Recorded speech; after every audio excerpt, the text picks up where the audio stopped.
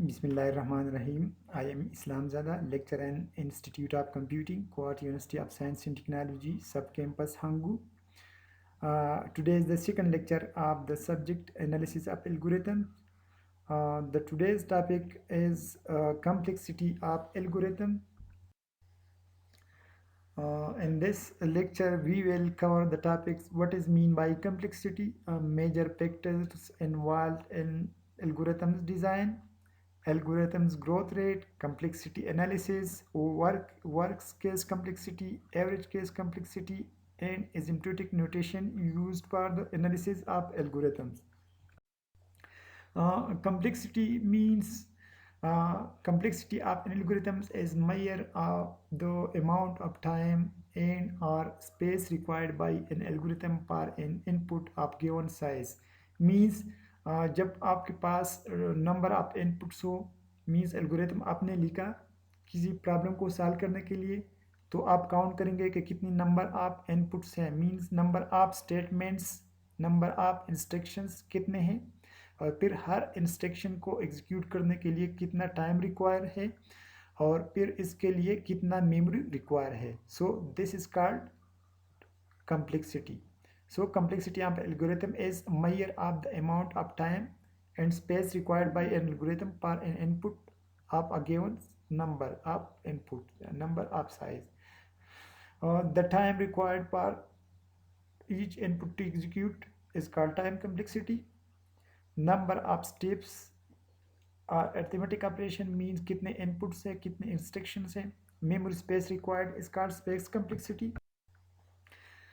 Major factors in algorithms design, basically there are two factors, correctness and algorithm efficiency.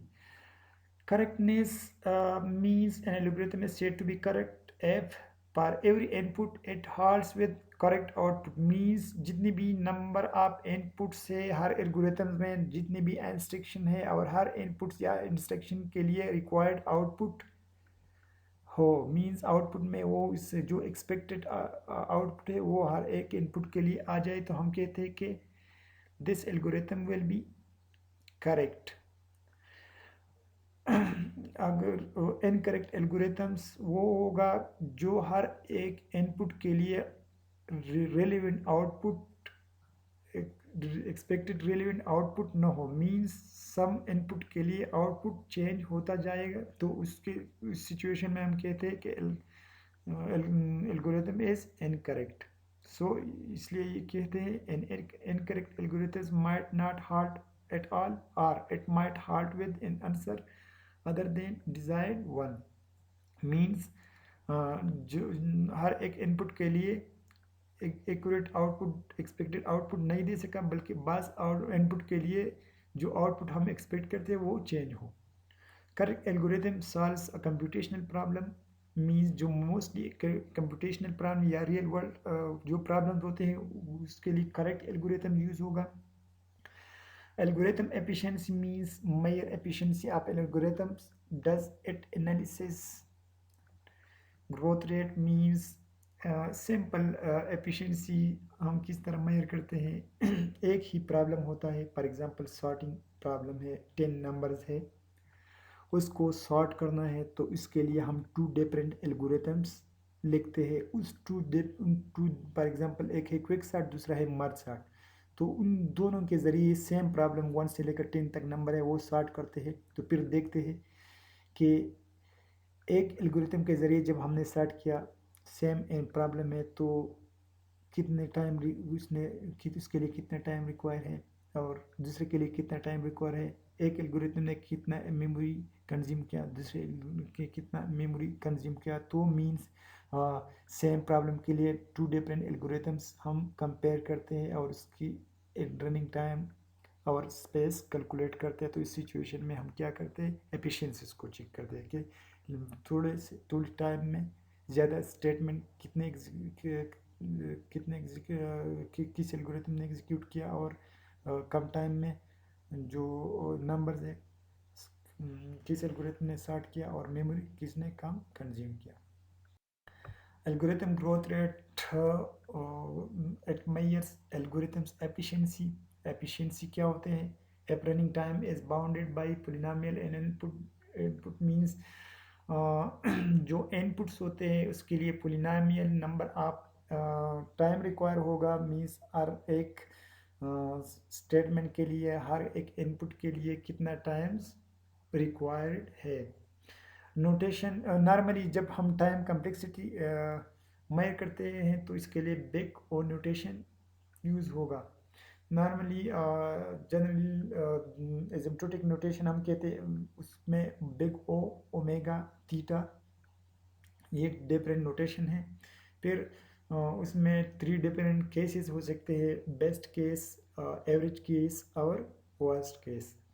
तो जब हमारे पास कोई problem हो, एग्जाम्पल है नंबर्स को सॉर्ट करना और वो उस नंबर को सॉर्ट करने के लिए कांस्टेंट टाइम लग गया तो हम कहते हैं कि एवरेज केस एनालिसिस उसके लिए। फिर अगर हमें पता ना हो कि ये जो प्रॉब्लम है ये सॉल्व होगा समवेयर इन द मिडल या मींस एक्सपेक्टेड टाइम जब हम कैलकुलेट करते हैं तो इसके लिए उस सिचुएशन में क्या होगा, एवरेज केस। और फिर एक्सपेक्टेड जो लॉन्ग टाइम एग्जीक्यूशन के लिए लेते हैं मींस नंबर ऑफ इनपुट से 10 और हम कहते हैं कि 10 आउट ऑफ 10 जो इंस्ट्रक्शन है वो भी एग्जीक्यूट होगा, टोटल नंबर यूनिट टाइम जो 10 लेगा उस सिचुएशन में हम क्या कहते हैं, वर्स्ट केस एनालिसिस उसको कहते हैं। सो कम्प्लेक्सिटी एनालिसिस हाँ means predicting resources such as time complexity कितना रिक्वायर होगा और उसके लिए मेमोरी कितना रिक्वायर होगा जिसको हम मेमोरी स्पेस कम्प्लेक्सिटी कहते हैं, और इसके लिए computer hardware. The third one computer hardware इतना इम्पॉर्टेंट नहीं है अब, बल्कि हम फोकस करेंगे फर्स्ट टू टाइम कम्प्लेक्सिटी और memory means each statement will be executed per unit time, वो पर यूनिट टाइम कितना रिक्वायर होगा और उसके लिए मेमोरी कितना रिक्वायर होगा। Three types of complexity could be considered when analyzing algorithms. These are best case, average case and worst case. Best case वो case होगा जब हमारा प्रॉब्लम कांस्टेंट टाइम में सॉल्व होगा। ठीक है, मीन्स अगर सॉर्टिंग कोई डेटा हम सॉर्ट करते हैं तो डेटा ऑलरेडी सॉर्टेड हो तो सिर्फ उसके लिए सिर्फ कंपैरिजन होगा और उसके लिए स्विचिंग वगैरह, डेटा के स्विचिंग, मेमोरी वगैरह स्विचिंग रिक्वायर्ड नहीं होगा। तो ऑलरेडी सॉर्टेड के सिचुएशन में बेस्ट केस कम्प्लेक्सिटी कंसिडर होगा।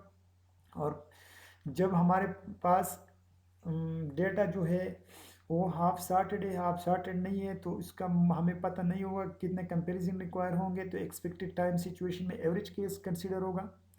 और जब हमारे पास जो प्रॉब्लम है वो एक्सपेक्टेड टाइम नहीं होगा बल्कि एट द एंड तक हमारा जो प्रोसेस है एल्गोरिथम्स का वो चलेगा, तो इस सिचुएशन में वर्स्ट केस कम्प्लेक्सिटी कंसिडर होगा। सो कम्प्लेक्सिटी एनालिसिस जिस तरह ऑलरेडी डिस्कस किया, worst case complexity analysis provide upper bound on running time and average case provide the expected time. ठीक है, सो the lectures prepared from this introduction to algorithm second edition by Thompson। और next lecture में हम actual problems लेंगे और वो analyse करेंगे जिस तरह सॉर्टिंग वगैरह नेक्स्ट लेक्चर में देखेंगे। Thank you for watching.